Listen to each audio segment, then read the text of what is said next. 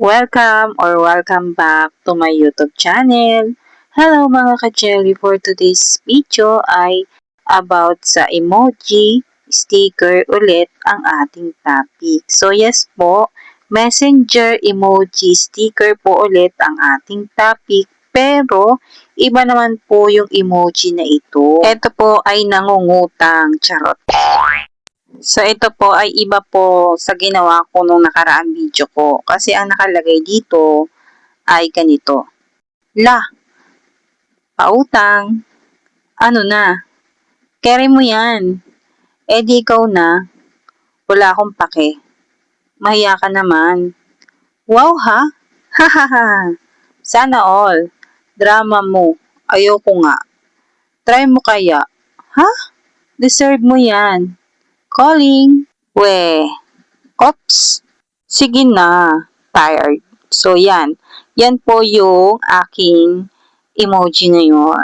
Kasi may nag-PPM po sa akin at nagtatanong kung meron pa daw po akong ibang emoji. So ngayon, ito na po yung ating emoji.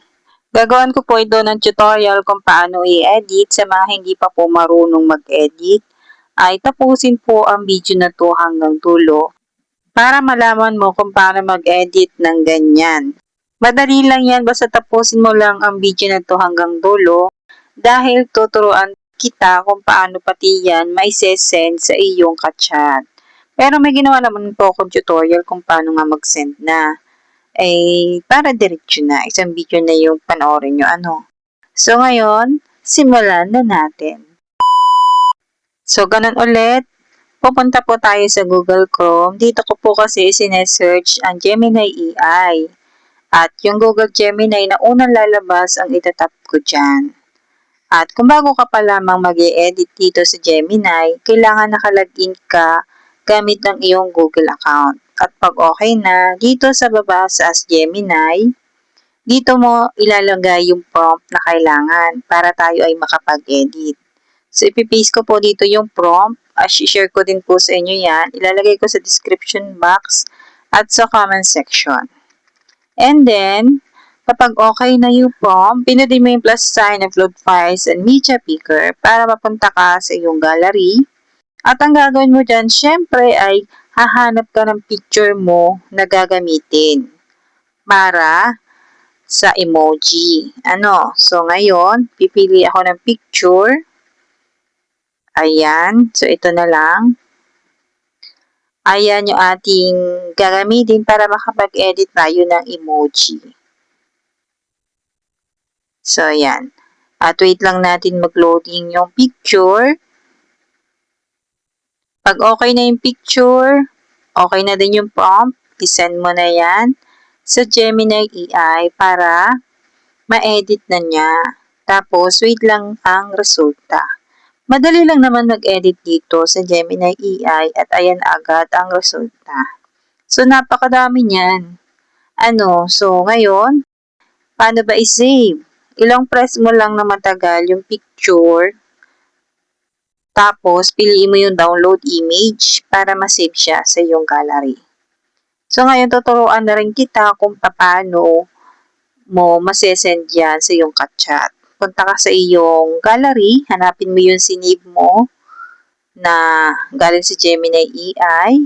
Punta ka dito sa edit, and then pindutin mo yung crop. So, yan, yes po, ika-crop mo po yan para lumiit.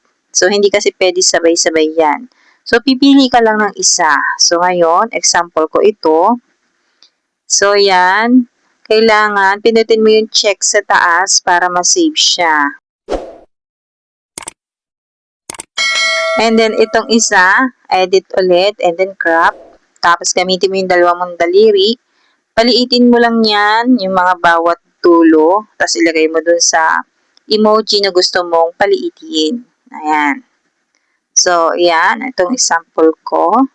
And then, pindutin yung check para ma-save siya. Ayan. Deserve mo yan. And then, dalawa lang muna yung aking example. Example lang naman eh. Punta tayo ngayon sa Messenger. So, itong Messenger ko, hindi ko alam kung anong problema nito sa buhay. Pa-loading-loading yan, gayaan. Kaya minsan, ay hindi agad ako makapag-reply sa inyo. Kasi nga ganyan. Ewan ko ba kung mahina ba ang signal ko, may topak itong messenger. Pero maya-maya naman ay okay na siya. O, diba, moody? And then, dito nga tayo mag-example. Pindutin mo ngayon yung emoji. And then, scroll up. Pindutin mo itong may plus sign na yan. Pag pinindot mo yon, ito yung lalabas dyan. At ang pipiliin mo ngayon nasa baba, generate costume stickers. So, pindutin mo yan, and then mapupunta ka dyan sa iyong mga picture. So, nasa unahan yung ating inedit kanina, yung nakrap natin. Pag pinindot mo yan, ganyan ang itsura niyan, automatic na yan. So, ngayon, may tatlo dyan pagpipilian kung ano yung gusto mong isave. So, ito yung akin, yung nasa hulihan.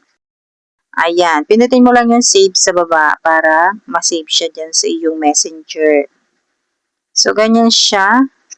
Ayan, oh. Ayan yung edit ni messenger. Kung makikita mo, nasa baba na siya. Nakasave na yan eh. So, yung isa naman, ganun ulit. Pindutin mo lang yung may plus sign na yan, tapos itong nasa baba. Tapos, itong na-crop natin kanina at automatic na ulit yan, magkagayan. So, ewan ko kung mahina ba talaga yung signal ko, kaya ganyan yung edit niya. O sadya. Kaya ito na lang ulit, pangatlo yung pinili ko.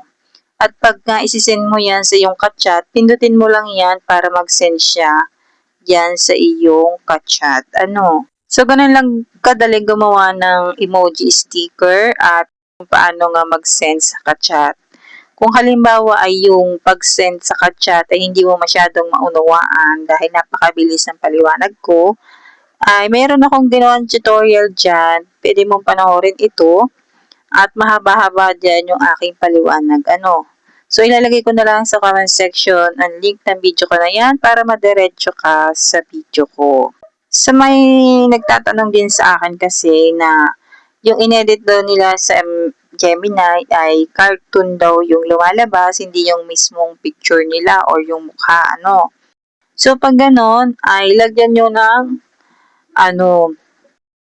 dagdagan nyo yung prompt. Ang ilagay nyo ay gawing katotohanan ang mukha, kagaya ng nakalagay sa picture. So, ganon, lagyan nyo na lang ng ganon sa hulihan ng prompt. Pero kung halimbawa naman ang na-edit nyo ay yung mukha nyo mismo at hindi siya cartoon, ay okay na yun. So, ganun lang kasi iba-iba tayo ng gusto. Merong gusto ng cartoon ng style, meron naman gusto yung mismong mukha nila, yung ang emoji, 'di ba? Gets nyo ba yung sinasabi ko? Sana gets nyo, At kung meron kayong katanungan, ay pwede kayo mag-comment sa comment section para masagot natin yan pag hindi ako busy. At sa mga nagka-copy pala ng prompt tapos hindi nila makopy sa comment section at sa description box, pwede nyo po akong i-PM dito sa aking Facebook page para humingi po ng prompt. Pero kailangan po ay nakafollow kayo sa akin. Meron na pong mga nag-PM sa akin at nasendan ko na po ng prompt at okay naman na. So ngayon, ito po yung bagong emoji. So, isisend ko po ulit sa mga humihingi. Basta mag-PM lang po kayo sa akin. At sabihin niyo po yung prompt na gusto niyo pong hingin sa akin para hindi po ako mahirapang maghanap. So, yun lang ang aking tutorial for today. Thank you for watching. Bye!